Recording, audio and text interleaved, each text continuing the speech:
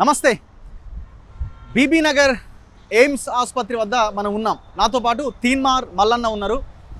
So ఎక్కడ interview చేద్దాం అని అనుకున్నప్పుడు మా ఎజెండా విద్యా వైద్యం కాబట్టి ఒక గవర్నమెంట్ హాస్పిటల్ ముందే చేద్దాం, అక్కడున్న పరిస్థితిని కూడా మనకు ప్రజలకు అందరికీ తెలుస్తుంది. మా ఎజెండా కూడా ప్రజలకు ఏంటో అర్థమవుతుందని మల్లన్న చెప్పిండు. నేను యాక్చువల్గా యాదగిరిగుట్టకి వెళ్తున్నా. యాదగిరిగుట్టలో ఉన్న సిచ్యువేషన్స్ని కవర్ చేయడానికి మార్గ మధ్యలో ఆయన వేరే పని మీద వెళ్తూ ఉన్నారు. ఇక్కడ ఆగినాం. బీబీ నగర్ ఎయిమ్స్ ఆసుపత్రి ముందు ఉన్నాం. మనం all India institute of medical sciences AIIMS ముందు ఉన్నాం. మాకైతే ఎవరు పేషెంట్ అయితే కనిపిస్తలేరు. 300-400 మంది వస్తారని చెప్తున్నారు, కానీ కేవలం ఓపీ వరకే పరిమితమైంది. ఇది ఏదో చిన్న చితక ఆపరేషన్లు చేస్తున్నారు. తెలంగాణలో ఇప్పుడున్న పరిస్థితుల్లో ఇట్లాంటి ఆసుపత్రులు నడిపిస్తే మరి యశోద లాంటి ఆసుపత్రులు నడవు. ఇదంతా మాట్లాడుకోవాలి. తీన్మార్ మల్లన్న భవిష్యత్ కార్యాచరణ ఏంటి, ఆయన ఎజెండా ఏంటి, ఎటువైపు ఆయన అడుగులు పడుతున్నాయి, మాట్లాడదాం. నమస్తే మల్లన్న గారు. ఏం జరుగుతుంది? తీన్మార్ మల్లన్న భారతీయ జనతా పార్టీకి రాజీనామా చేసినట్టేనా? ఇక ఆల్మోస్ట్ ఆల్ పార్టీ ఆఫీస్కి వెళ్ళను అంటే అన్నట్టే కదా. అంటే ఒకటి ఏంటంటే భారతీయ జనతా పార్టీలో చేయాల్సిన కార్యక్రమాలు చాలా ఉండే, చేయాలన్న ఉత్సాహం కూడా ఉండే, కానీ ఒక నేషనల్ పార్టీ నిర్ణయాలు అంత తొందరగా జరగవు. మనలాంటి వాళ్ళు ప్రజలకి ఎప్పుడు దగ్గరగా ఉండాలని కోరుకునే వాళ్ళకి అంత తొందరగా నిర్ణయాలు సెట్ కాకపోవచ్చు. కాబట్టి భారతీయ జనతా పార్టీని వీడిన అనేకంటే అన్ని విపక్షాలకు దగ్గరైనని చెప్పుకోవచ్చు. మరి ఈ విషయం మీకు ముందే తెలియాలి కదా. నేషనల్ పార్టీ అంత తొందరగా అక్కడ పరిష్కారం కావు. ఒక ప్రెస్ మీట్ పెట్టాలన్న రకరకాల పద్ధతులు ఉంటాయి జాతీయ పార్టీ అన్న తర్వాత అన్న విషయం మీకు కూడా తెలుసు కదా. 100% అది కరెక్టే. ఎందుకంటే భారతీయ జనతా పార్టీ ప్రస్తుతం ప్రదర్శిస్తున్నటువంటి దూకుడు అది రాజకీయపరమైనటువంటి దూకుడు, అధికారాన్ని చేజిక్కించుకునే దిశగా ఆ పార్టీ దూకుడులో ఎలాంటి తేడా లేదు. దూకుడు బరాబరే ఉంది. కాకపోతే ఏంటంటే తీన్మార్ మల్లన్న లాంటి వాళ్ళు మేము భారతీయ జనతా పార్టీలో చేరేటప్పటికి కూడా మేము 7200 మూవ్మెంట్ని ఎక్కడ వదిలిపెట్టలేదు. అంటే మా ఇంటెన్షన్ ఏంటంటే 7200 మూవ్మెంట్లో విద్య, వైద్యం, సత్వర న్యాయం అనేటువంటి అంశాలు అందులో ఇమిడి ఉన్నాయి. కాబట్టి భారతీయ జనతా పార్టీ ద్వారా ఆ పని చేయించాలన్న ప్రయత్నం చేసినాం. కాకపోతే భారతీయ జనతా పార్టీకి ఇప్పటికిప్పుడు ఉన్నటువంటి అవసరం ఏంటంటే ఎన్నికల్లోకి పోటీ పడాలి, అధికారాన్ని చేజిక్కించుకోవాలి, తర్వాత ప్రజలకు ఇచ్చినటువంటి హామీలను నెరవేర్చాలనేది భారతీయ జనతా పార్టీకి ఉన్నటువంటి ఇంటెన్షన్. వాస్తవానికి మా ఎజెండా అనేది లైమ్ లైట్లో లేకపోతే ఏ పార్టీ దాన్ని ఇంప్లిమెంట్ చేయలేదు. రేపు ఏ పార్టీ అధికారంలోకి వచ్చినా విద్యా వైద్యం అనేటువంటిది దానికి 40% బడ్జెట్ని కేటాయించాలనేటువంటి అంశాలను ఇంప్లిమెంట్ చేయి.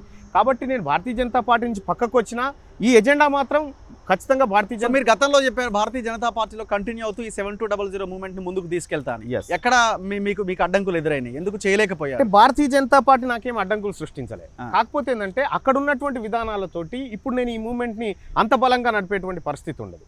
ఎందుకంటే దానికి ఉన్నటువంటి లిమిటేషన్స్, దానికి జిల్లాకు ఒక నాయకుడు ఉంటాడు, జిల్లాకు ఇన్ఛార్జ్ ఉంటాడు, కాన్స్టిట్యున్సీకి ఒక నాయకుడు ఉంటాడు, వాళ్ళందరూ పర్మిషన్ తీసుకొని పోవాల్సి ఉంటుంది. నేను గతంలోనే అమిత్ షా గారితో ఈ విషయం చెప్పిన 7200 మూవ్మెంట్ చెప్పినప్పుడు ఆయన చాలా హ్యాపీగా ఫీల్ అయ్యాడు. ఆ తర్వాత బండి సంజయ్ గారితో చెప్పిన, తరుణ్ చుగ్ గారితో చెప్పిన, వీళ్ళందరితో చెప్పినప్పుడు వాళ్ళు చాలా హ్యాపీగా ఫీల్ అయినారు. 7200 ఇది జరగాలి, కాకపోతే ఆఫ్టర్ ఎలక్షన్ తర్వాత ఇది ఇంప్లిమెంట్ చేస్తే బాగుంటుంది అనేటువంటి ఇంటెన్షన్ భారతీయ జనతా పార్టీకి ఉంది. వాస్తవానికి దీన్ని ఎలక్షన్ దాకా కాపాడాల్సినటువంటి బాధ్యత మా మీద ఉంది. దాన్ని కాపాడడం కోసమే భారతీయ జనతా పార్టీ నుంచి పక్కకు వచ్చి పనిచేసేటువంటి కార్యక్రమం. ఇప్పుడు అందరూ అడుగుతున్న ప్రశ్న, మరి అలాంటప్పుడు ఎందుకు బీజేపీలో మల్లన్న చేరిండు? బీజేపీలో చేరినటువంటి సందర్భంలో ఒకే ఒక్కటి రఘు, నేను చెంచల్గూడ జైల్లో ఉన్నప్పుడు మా సతీమణి భారతీయ జనతా పార్టీకి, ఒక దళిత బిడ్డ భారతీయ జనతా పార్టీకి ఒక హామీ ఇచ్చింది. మీరు మల్లన్నకు అండగా నిలబడండి, మల్లన్న ఖచ్చితంగా బీజేపీలో చేరతాడు అని చెప్పి ఒక హామీ ఇచ్చింది. ఆ హామీని నెరవేర్చినాం. అలాగే భారతీయ జనతా పార్టీలో ఉన్నటువంటి చాలామంది నాయకులు మాకు అండగా నిలబడరు, ఈరోజు కూడా నిలబడతా ఉన్నారు. మేము భారతీయ జనతా పార్టీతో బయటికి రావడం అంటే శత్రుత్వాన్ని పెంచుకొని బయటకు వస్తలేము. భారతీయ జనతా పార్టీ పైన ఒక విధానాన్ని తీసుకొస్తాము. ప్రజల నుంచి ఈ ఎన్నికల్లో భారతీయ జనతా పార్టీ ఎట్లా పోటీ చేస్తుందో ఈసారి ప్రజలు ఎన్నికల్లో పాల్గొనేటువంటి ఒక సిస్టమ్ని తీసుకురావస్తాం. అందుకోసం భారతీయ జనతా పార్టీ విధానాలు టచ్ అయితే భారతీయ జనతా పార్టీకి మంచి జరుగుతుంది, కాంగ్రెస్ పార్టీ విధానాలు టచ్ అయితే కాంగ్రెస్ పార్టీకి మంచి జరుగుతుంది. కానీ మల్లన్న మీద వస్తున్న విమర్శ ఏంటి అంటే బీజేపీని జైల్లో ఉన్నప్పుడు వాడుకొని జైలు నుంచి బయటకు వచ్చిన తర్వాత ఇప్పుడు వాళ్ళని కూడా మోసం చేసిండు. మీరు ఇదే క్వశ్చన్ అడగండి. భారతీయ జనతా పార్టీని జైల్లో ఉన్నప్పుడు మల్లన్న వాడుకున్నది ఏందో వాళ్ళని అడగండి. ఎప్పుడు కూడా ఏ రాజకీయ party including Bharatiya Janata party కూడా జైల్లో ఉన్నప్పుడు ఎట్లా సాయం చేయగలుగుతాయి, ఏ విధమైన సాయం చేయగలుగుతాయి? జ్యుడిషియరీలో సాయం చేయలేవు, అది ఇండిపెండెంట్ బాడీ, మీ అందరికి తెలిసిందే. మరి ఎక్కడ సాయం చేయగలుగుతాయి? అంటే క్లియర్ ఇంటెన్షన్ ఏంటంటే, మీరు బండి సంజయ్ గారు క్లియర్గా చెప్పిండు, హెల్త్ అండ్ ఎడ్యుకేషన్ మీద మొదటి సంతకం ఉంటుంది అనేటువంటి మాట కూడా చెప్పింది. రకరకాల కారణాలు ఉన్నాయి. మేము భారతీయ జనతా పార్టీకి దగ్గర కావడానికి రకరకాల కారణాలు ఉన్నాయి. హెల్త్ అండ్ ఎడ్యుకేషన్ సిస్టమ్ మీద మేము మొదటి సంతకం ఉంటుందని చెప్పారు. దాని మీద మేము ఇంకా ఒత్తిడి పెట్టాల్సినటువంటి అవసరం ఉంది. విత్ ఇన్ ద పార్టీలో ఉండి అది సాధ్యపడదనేది మాకు అర్థమైనటువంటి అంశం. ఇప్పుడు భారతీయ జనతా పార్టీని తీన్మార్ మల్లన్న నేను ఇది పార్టీ బాగాలేదు, పార్టీ విధానాలు బాగలేవు అని చెప్పి బయటికి రాలేదు. ప్రజల అవసరాన్ని దృష్టిలో పెట్టుకొని బయటకు వచ్చినటువంటి పరిస్థితి తప్ప కానీ అంతేగాని భారతీయ జనతా పార్టీతో ఏదో దుష్మని పెంచుకోనో లేకపోతే ఆ నాయకులు ఏదో చేయలేదనేది రాలేదు. అందుకే బీజేపీకి మల్లన్న ఇంతవరకు రాజీనామా చేయలేదా? అంటే ఒక విషయం ఏంటంటే భారతీయ జనతా పార్టీ ఆఫీస్కు పోనని చెప్పిన నేను. భారతీయ జనతా పార్టీ ఆఫీస్కు పోను. భారతీయ జనతా పార్టీ నాయకులు బండి సంజయ్ గారికి కలిసి చెప్పిన అయ్యా నేను 7200 మూవ్మెంట్ చేసుకునేది ఉందని. ఆ తర్వాత మంత్రిజీ గారికి చెప్పిన, అరవింద్ గారికి చెప్పిన, ముఖ్య నాయకులు అందరికీ చెప్పిన నేను ఇక్కడ ఉంటే అది సాధ్యపడడం లేదు, నేను బయటికి పోయి చేసుకుంటా అంటే ఖచ్చితంగా చేయమలన్నా ప్రజల కోసం అవసరమైతే చేయనటువంటి. అంటే మీరు రాజీనామా చేయకుండా పార్టీ సభ్యత్వం అట్లే కంటిన్యూ చేస్తూ ఇంకొక వైపున 7200 మూవ్మెంట్ ని కొనసాగిస్తూ అవసరం ఉన్నప్పుడు బీజేపీలో పార్టీకి నేను పార్టీ ఆఫీసుకు పోనంటే దాని అర్థం ఏంది? పార్టీలోకి పోనన్నట్టే కదా. ఉంచుకుంటారా తెంచుకుంటారా వాళ్ళ ఇష్టం. ఉంచుకుంటారా తెంచుకుంటారా అనేది భారతీయ జనతా పార్టీ మీ చేతిలో ఉంది కదా. రిజైన్ చేయాలా వద్దా అన్నది మీ చేతిలో ఉంది కదా. ఉంచుకుంటారా తెంచుకుంటారా అంటే ఒక విషయం చెప్తా. భారతీయ జనతా పార్టీకి ఒక భారతీయ జనతా పార్టీ కాదు కాంగ్రెస్ పార్టీకి కూడా చెప్తా ఉన్నా, నా సేవలు విపక్షాలకు అవసరం రావాలి. కేసీఆర్ టార్గెట్గా విపక్షాలకు అవసరం రావాలి. నేను భారతీయ జనతా పార్టీ సభ్యత్వాన్ని తీసాడ కొడితేనో, భారతీయ జనతా పార్టీ సభ్యత్వాన్ని జేబులో పెట్టుకుంటేనో ఇవన్నీ జరగవు. ఒక సభ్యత్వంతో ఏం జరుగుతుంది రఘు? ఏం జరుగుతుంది సభ్యత్వంతో? అదేమన్నా గిన్నీస్ వరల్డ్ బుక్. క్లారిటీ లేని రాజకీయం 100% క్లారిటీతో ఉన్నాం మేము. 100% క్లారిటీతో. భారతీయ జనతా పార్టీకి ఆఫీస్కి పోనంటే రిజైన్ కంటే ఎక్కువ కదా రఘు. ఇంకేముంది? రిజైన్ చేయడం ఎంతసేపు రఘు? ఒక కాగితం రాసి పారేస్తాం. తెలంగాణ రాష్ట్ర ప్రభుత్వానికి ఆస్తులు రాసిన రోజే భారతీయ జనతా పార్టీకి రిజైన్ ఇస్తాం కదా. సో మీరు పార్టీ నుంచి పూర్తిగా బయటకు వచ్చినట్టు 100% అన్ని విపక్షాలకు పనిచేయాలని మేము డిసైడ్ అయిపోయాం. అంటే విత్ ఇన్ షార్ట్ పీరియడ్ లో ఇంత మైండ్ సెట్ లో ఇంత మార్పులు ఎట్లా వచ్చినాయి అన్నది ఒక ప్రశ్న. మార్పులు అంటే రఘు ఏం జరిగింది ఈ మధ్య కాలంలో? జరిగింది ఏమీ లేదు రఘు. వాస్తవానికి నాలాంటి వాళ్ళు లేకపోతే నేను ఎల్లప్పుడు మీరు చూస్తూనే ఉన్నారు, ప్రతిరోజు ప్రజలు అనేటువంటి ప్రయత్నం చేస్తూ ఉంటారు. సో అక్కడ ఉండడం వల్ల కొన్ని లిమిటేషన్స్ అయితే రఘు. భారతీయ జనతా పార్టీలో ఉంటే ఓపెన్గా మాట్లాడుకుంటే కొన్ని అంశాలు మాట్లాడలేము, కొన్ని అంశాలను వెలుగెత్తలేము. దానివల్ల కొంతమందికి అన్యాయం జరగవచ్చు. సో పార్టీకి మేలు జరగవచ్చు కానీ అన్యాయం జరగవచ్చు. అల్టిమేట్గా భారతీయ జనతా పార్టీ కూడా ప్రజలే ముఖ్యం అనుకుంటే మాత్రం నాలంటోని ఫ్రీగా వదిలిపెట్టాల్సిందే. ఆ పరిస్థితి అక్కడ లేనప్పుడు మీరు ఏం ప్రయత్నం చేశారు? మీరు ఇండిపెండెంట్ గా పార్టీలో ఉండడానికి, ఈ మూవ్మెంట్ ని అందులోనే ఉండి కంటిన్యూ చేయడానికి ఏమైనా మీరు ప్రయత్నాలు చేసిరా? వాళ్ళు వద్దన్నారా? ఈ మూవ్మెంట్ ని ఇప్పటి వరకు భారతీయ జనతా పార్టీ వ్యతిరేకించలేదు. రేపు కాంగ్రెస్ పార్టీ కూడా వ్యతిరేకించదు నాకు తెలిసి. విద్యా వైద్యం ప్రజలకు అందాలి, ఇలాంటి ఎయిమ్స్ దవాఖానాలలో పరిస్థితి మారాలి. ఇది మొన్నటిదాకానే నిమ్స్, ఇప్పుడు దీనికి బారసాల చేసి ఎయిమ్స్ అని పెట్టారు. మార్పేం లేదు. ఇంత పెద్ద ఆసుపత్రి నిజంగా ఇది ఆల్ ఇండియా మెడికల్ సైన్స్ అయితే ఇక్కడ ఎంతమందికి సౌకర్యాలు అందాలి? పురుగు కనబడతలేదు మనకి పెద్దగా. ఇటువంటి పరిస్థితుల్లో ఇది నేను భారతీయ జనతా పార్టీలో ఉంటే ఇది ఆల్ ఇండియా మెడికల్ సైన్స్ కేంద్ర ప్రభుత్వానికి సంబంధించినటువంటి అంశం అన్నప్పుడు నేను మాట్లాడగలుగుతున్నారా? ఇటువంటి అంశాలు కొన్ని సున్నితమైనటువంటి అంశాలు ముడిపడి ఉన్నప్పుడు ఖచ్చితంగా భారతీయ జనతా పార్టీ నేను చేయాల్సిన ప్రయత్నం చేస్తూ ఉన్నా. నేను ప్రజల్లో ఏ అవేర్నెస్ తీసుకురావాలో అవేర్నెస్ తీసుకొస్తా ఉన్నా. కానీ నెమ్మదిగా మళ్ళీ కాంగ్రెస్ కి దగ్గర అయ్యే ప్రయత్నం చేస్తున్నాడు మల్లన్న, బీజేపీని పక్కన పెట్టి అని అంటున్నా. కాంగ్రెస్ పార్టీకి నేనేం దగ్గర గాను, బీజేపీ పార్టీకి ఏం దూరం గాను. నేను ప్రజలకు దగ్గర కావాలనుకుంటున్నా. అది పార్టీలలో సాధ్యపడతలేదు.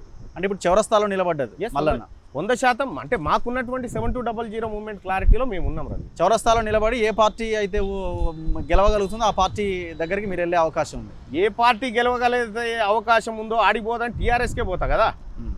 ఇప్పటికిప్పుడు ఎన్నికలు జరిగితే ఏం జరుగుతుంది రాష్ట్రంలో మీకు తెలియదా? అంటే నేను పార్టీల దగ్గరికి పోవాలని అనుకోవట్లేదు రఘు. పార్టీలో కూడా ఇప్పటివరకు నేను భారతీయ జనతా పార్టీని ఒక సింగిల్ నాకు ఏది పదవి ఇవ్వమని అడగలే. నేను ఇప్పటివరకు భారతీయ జనతా పార్టీని ఒక సింగిల్ పదవి ఇవ్వమని అడగలే. ప్రతిరోజు నేను చేసేటువంటి కార్యక్రమం లక్షలాది మంది చూస్తూనే ఉన్నారు కదా. అంతకంటే పెద్దగా భారతీయ జనతా పార్టీలో ఇంకేమైనా ఉంటుందా? కానీ చాలా మంది అనుకుంటున్నారు మీ అభిమానులు మల్లన్న అసలు ఏ పార్టీలోకి వెళ్లకుండా ఇండిపెండెంట్గా కొట్లాడుంటే బాగుండేది. రైట్. నేను జైల్లో ఉన్నప్పుడు జరిగినటువంటి అనూహ్యమైనటువంటి పరిణామాల వల్ల మా టీం కానీ లేకపోతే ఒక ఆడబిడ్డ ఇచ్చినటువంటి మాటకు కానీ కట్టుబడి ఆ మాట నెరవేర్చాలనే ఉద్దేశంతో నెరవేర్చినాం. దానికి ఆ పని చేసినాం.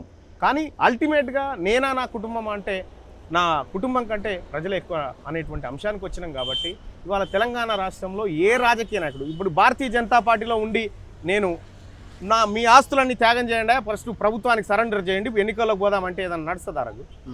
నేను చౌరస్తాకు వస్తేనే అది సాధ్యమవుతుంది. ఇది ప్రజలకు తెలుసు.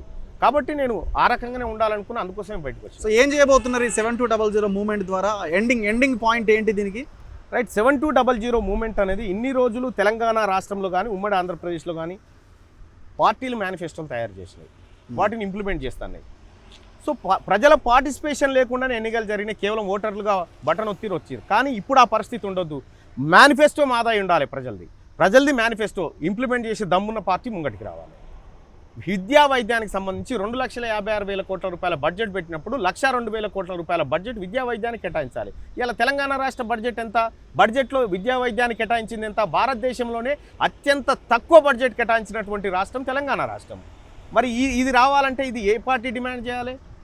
ప్రజలుగానే డిమాండ్ చేస్తే అయితే తప్ప ఇంకొక అంశం కాదన్న ఉద్దేశంతో విద్యా, వైద్యము, సత్వర న్యాయం ఈ 3 అంశాలు జరిగితే తెలంగాణ రాష్ట్రం పరిస్థితి మారిపోతుంది రఘు. ఆ తర్వాత పార్టీలలో రాజకీయాలు చేసుకుందాం, అని చేసుకుందాం.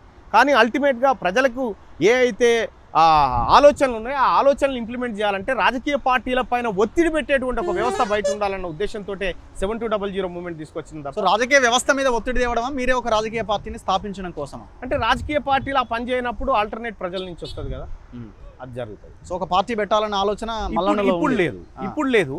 మేమైతే పార్టీల ముందు ప్రజల ఎజెండా పార్టీల ముందు పెడతాం. దాన్ని కట్టుబడేటువంటి పార్టీలు ఏం చెప్తాయి, ఏం సాధిస్తాయి, ఎంతవరకు హామీ ఇవ్వగలుగుతాయి, ప్రజలకి నిలుపుకోవడానికి ఎంత ప్రయత్నం చేస్తుంది అనేది అల్టిమేట్గా జరిగేటువంటి అంశం. ఆ తర్వాత నిజంగా ఈ రాజకీయ పార్టీలు మళ్ళీ ఇలాగే మోసం చేసి ఇలాగే చేసినప్పుడు ఖచ్చితంగా రాజకీయంగా రావాల్సి ఉంటుంది.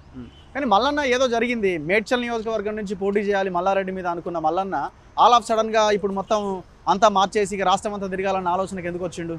రఘు, మేడ్చల్ నియోజకవర్గం నుంచి మల్లన్న పోటీ చేస్తాడని నీకు ఎప్పుడని చెప్పినారు? మీ అడుగులన్నీ అటువైపే ఉన్నాయట కదా. అంటే మీరు ఊహించుకుంటే దానికి నేనేం చేయగలుగుతా? మేడ్చల్ నియోజకవర్గం నుంచి మల్లన్న పోటీ చేస్తా అని చెప్పలే. రాష్ట్రంలో అత్యధిక కరప్షన్ చేస్తున్నటువంటి వ్యక్తులను ఓడించడానికి నా వంతు ప్రయత్నం చేస్తా అని చెప్పిన. నేను భారతీయ జనతా పార్టీ నుంచి మేడ్చల్లో పోటీ చేస్తాను, లేకపోతే ఇంకో కార్యక్రమం చేయలేము. మీరు కేసీఆర్ను ఓడించాలని డిసైడ్ అయిపోయిన వాళ్ళు, కేసీఆర్ను సిరిసిల్లలో కేటీ రామారావును కూడా ఓడించాలని కోరుకుంటున్నటువంటి వాళ్ళం. ఎందుకంటే వాళ్ళు చేసినటువంటి మోసాలు అటువంటివి. కాబట్టి పర్టికులర్గా అది కొంత ఊహాజనితమైనటువంటి వార్తే తప్ప భారతీయ జనతా పార్టీలో టికెట్లు ఎవరికారు ప్రకటించేటువంటి సంస్కృతి ఉండదు అందులో. సో మీరు గ్యాప్ ఉందని భావిస్తున్నారా? ఇంకా ఇప్పుడు ఉన్న తెలంగాణ రాజకీయాల్లో ఇంకొక పార్టీకి స్కోప్ ఉందని భావిస్తున్నారా? ఎందుకంటే అవసరమైతే రాజకీయ పార్టీ అంటున్నారు కదా మీరు. అంటే ఒకటి రఘు, ఒక రాజకీయాలు ఎట్లా ఉండాలంటే ఇప్పటిదాకా మీరు చూసింది పార్టీలు ఎన్నికల్లో పాల్గొన్నాయి, ప్రజలు పాల్గొనలేదు. ప్రజలు ఎన్నికల్లో పాల్గొనేటువంటి ఒక వ్యవస్థ వచ్చినప్పుడు ఖచ్చితంగా అది ప్రజా పార్టీ అయి కూర్చుంటుంది. నీకు ఈ ఎన్నికల్లో ఏ ఎన్నికల్లో చూసుకో, నువ్వు వాళ్ళ మేనిఫెస్టోలు తీసుకొచ్చుడు, వాళ్ళ ఎజెండాలు తీసుకొచ్చు. ఇప్పుడు ఉన్న పార్టీలు అన్నీ అవే కదా, అందరూ అధికారంలో ఎక్కడో దగ్గర ఉన్నోళ్ళే వాళ్ళు అదే చేస్తున్నారు కదా. 100% ఏం చూస్తాం రాబోయే ఎన్నికల్లో? కొత్తగా రాబోయేది ఏం చూడాలి రాబోయే ఎన్నికల్లో అంటే కేవలం విద్యా, వైద్యం అనేటువంటి అంశానికి సంబంధించినటువంటి పాలిటిక్సే జరగాలి. తెలంగాణ రాష్ట్రంలో ఒక ప్రభుత్వ అధికారి పొలిటీషియన్ కొడుకు కూడా ప్రభుత్వ పాఠశాలలో చదవాలని మేము చెప్తా ఉన్నాం. ఇది తప్ప? చదవకూడదా? ఎందుకు చదవకూడదు? ఇదే నిమ్స్లో కేసీఆర్కి పంటి నొప్పి అయితే ఢిల్లీ ఎయిమ్స్కి పోయింది కదా, ఈ ఎయిమ్స్కి ఎందుకు రాలే? ఇది జరగొద్దా? మా సామాన్యుడు పోయి ఇళ్ళనే ఉండాలి, కేసీఆర్ కూడా ఇళ్ళనే ఉండాలి కదా. ఇటువంటి వ్యవస్థను కోరుకుంటా ఉన్నాం మేము. ఈ రాజకీయాల్లో మార్పులు రావాలంటే, ఇవన్నీ జరగాలంటే ఫస్ట్ రాజకీయ నాయకుల్లో మార్పు రావాలి. సో ఇప్పుడున్న పార్టీలో ఏ పార్టీ మీకు బలంగా ఉందని మీకు అనిపిస్తుంది ఇప్పుడున్న పరిస్థితుల్లో? ప్రస్తుతం ఉన్నటువంటి పరిస్థితుల్లో ట్రయాంగిల్ వార్ అయితే కనిపిస్తూ ఉంది. ట్రయాంగిల్ వార్ కనిపిస్తూ ఉంది. అటు బీజేపీ కానీ, ఇటు కాంగ్రెస్ కానీ, ఇటు కేసీఆర్ కానీ, ఈ మూడింటి మధ్యలో ట్రయాంగిల్ వార్ అయితే నడుస్తుంది. కొద్దిగా రూరల్ ఏరియాకి వచ్చేసరికి కాంగ్రెస్ పార్టీ ప్రభావం చూపిస్తుంది, అర్బన్ ఏరియాలో భారతీయ జనతా పార్టీ ప్రభావం చూపిస్తుంది. ఈ రెండింటికి తోటి పోటీ పడేది టీఆర్ఎస్ పార్టీ పడుతుంది. కానీ ఇది అడ్వాంటేజ్ కదా కేసీఆర్కి, ట్రయాంగిల్ ఫైట్లో ఈజీగా బయటపడవచ్చు. ఆయన కావాల్సింది అదే కదా, ఆయన కావాల్సింది అదే. కానీ పబ్లిక్ కనుక మాకు కావాల్సిన పరిపాలన ఏది అని పబ్లిక్ డిసైడ్ అయితే మట్టుకి, మాకు కావాల్సిన పరిపాలన ఏదని పబ్లిక్ డిసైడ్ అయితే గట్టికి ట్రయాంగిల్ ఫైట్లు ఉండే. అప్పుడు మీరు మొన్న ప్రశాంత్ కిషోర్ కూడా చెప్పిండు కాంగ్రెస్ పార్టీ ప్రజెంటేషన్లో, మీరు మోడీని ఓడించాలనే పదం వదిలేయండి, ప్రజల్ని గెలిపించాలనే పదం తీసుకోండి అన్నాడు. ఇది మేము వెనకటి నుంచి చెప్తా ఉన్నాం. ఈ పదం ప్రజలు గెలవాలి, ప్రజలు గెలవాలనే మాట. ప్రజలు ఎప్పుడు గెలుస్తారు రఘు? వాళ్ళ ఎజెండా గెలిచినప్పుడు, వాళ్ళ ఆలోచన గెలిచినప్పుడు, వాళ్ళ ఓటు సార్థకత జరిగినప్పుడు ఇది సాధ్యమవుతుంది. ఇటువంటి పాలిటిక్స్ రావాలి. ఇప్పటిదాకా మనం మాట్లాడుకున్నాం 4G కిట్లు 3G కిట్లు రేపు ఇవి ఉండయి రఘు అని చెప్పిన. పాలిటిక్స్ కూడా ఇంతే అప్డేట్ అవుతూ ఉంటాయి రఘు. గతంలో ఉన్నటువంటి పాలిటిక్స్ ఇప్పుడు ఉండే, ఇప్పుడున్న పాలిటిక్స్ రేపు ఉండే, రేపున్న పాలిటిక్స్ ఎల్లుండి ఉండే. ప్రజలు ఒక తరం నుంచి ఇంకో తరానికి మారుతున్నటువంటి క్రమంలో వచ్చేటువంటి మార్పులకు అనుగుణంగా రాజకీయ పార్టీల మార్పు కూడా జరగాలి. ఆ విధంగా ఆలోచనలు రావాలి, ఆ విధంగా మార్పు జరగాలి. ఒకానొక రోజు ఇదే హుజూరాబాద్లో నువ్వు అనేక కవరేజ్లకు వెళ్ళినావు రఘు. హుజూరాబాద్లో ఈ అధికార పార్టీ పంచినటువంటి డబ్బులకు ప్రజలు ఇచ్చినటువంటి తీర్పుకు ఎంత మార్పు కనిపించింది నీకు?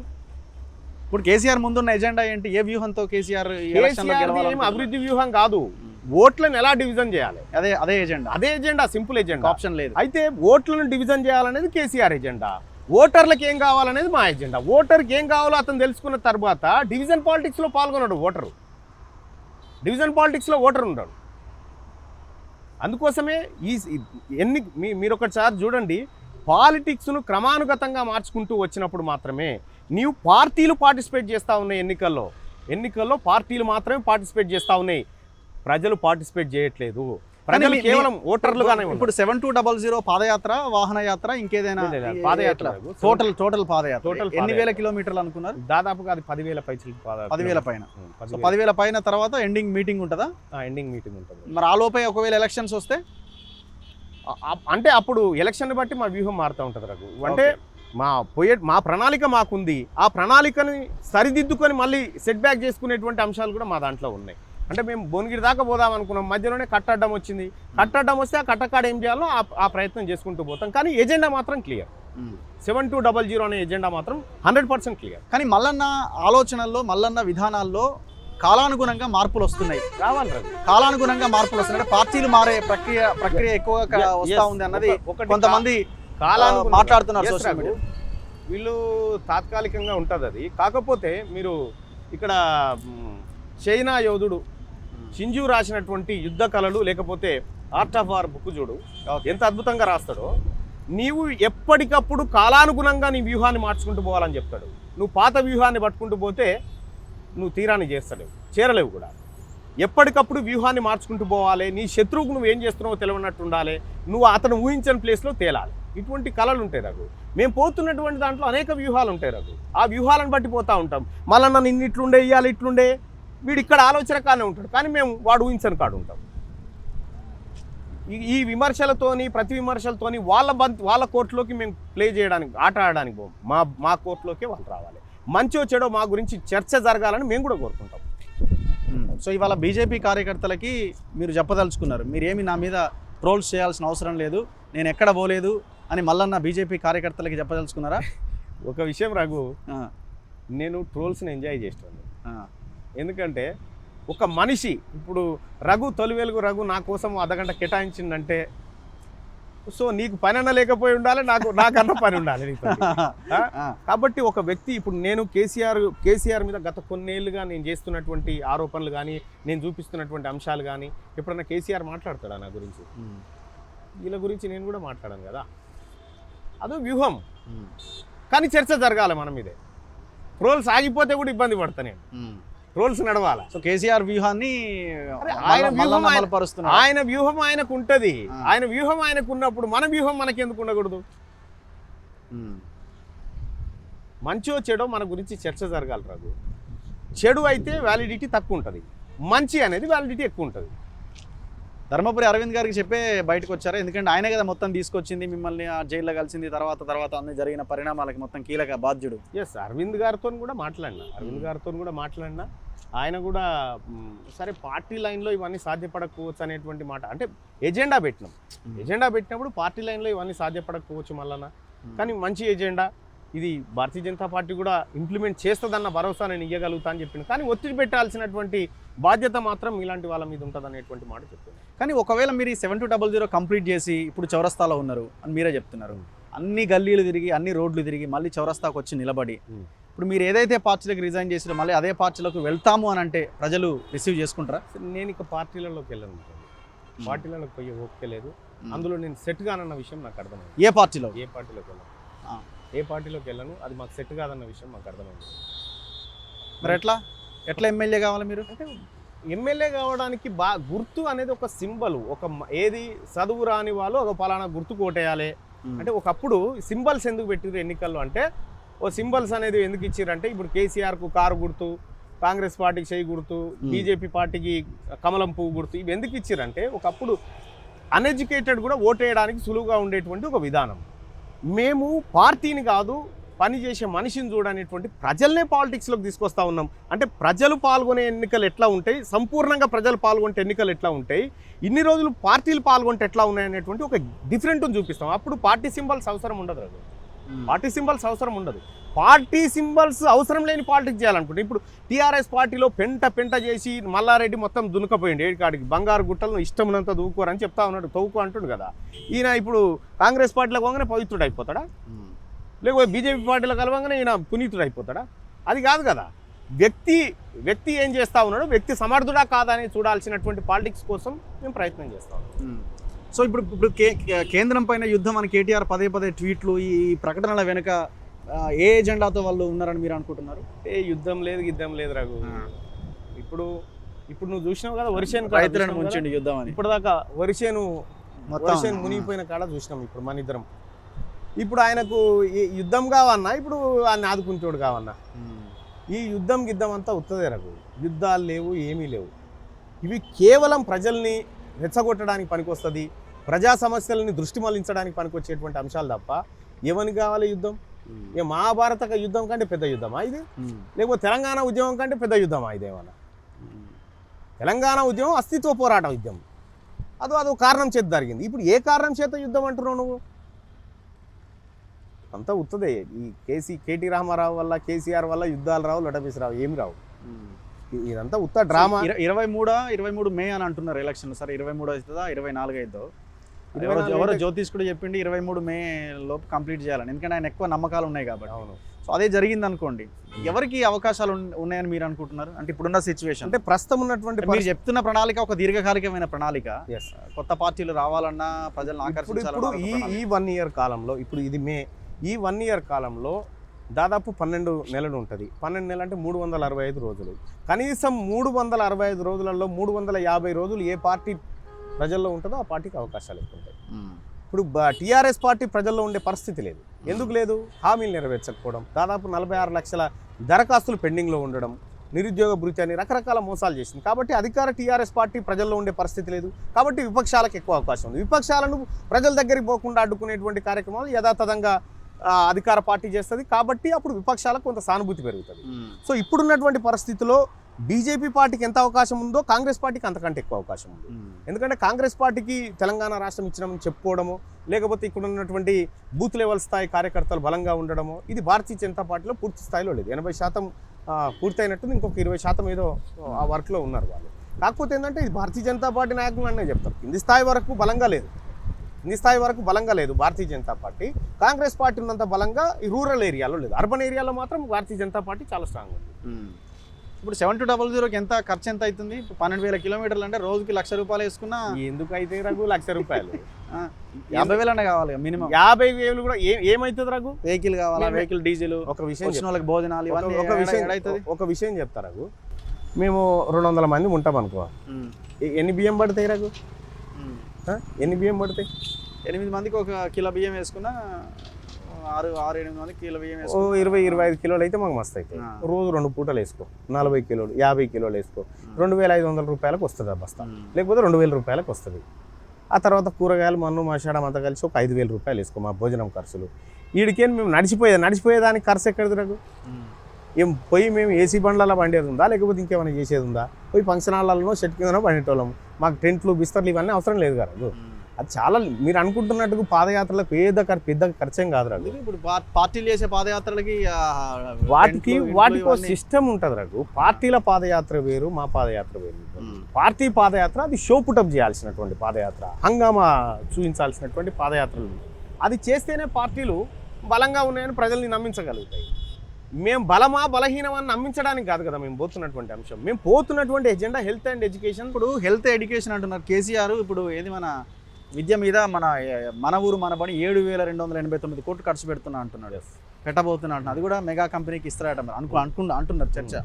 ఇప్పుడు వైద్యం మీద కూడా ఆడస్ సిటీ స్కాన్, ఈడో ఎంఆర్ఐ స్కాన్, ఇవాళ హరీష్ రావు అంటున్నారు కదా మోకాలు శస్త్రచికిత్సలు కూడా గవర్నమెంట్ హాస్పిటల్ని జరుగుతాయని అంటున్నారు. ఈసారి మీ మామకి ఏదైనా శస్త్రచికిత్స అయితే ఈపు వలగొట్టి తీసుకొచ్చి అలా వండబెట్టి చూపించి ఇక్కడ చేయించిన అని చెప్తే నమ్ముతాడు ఎవడన్నా.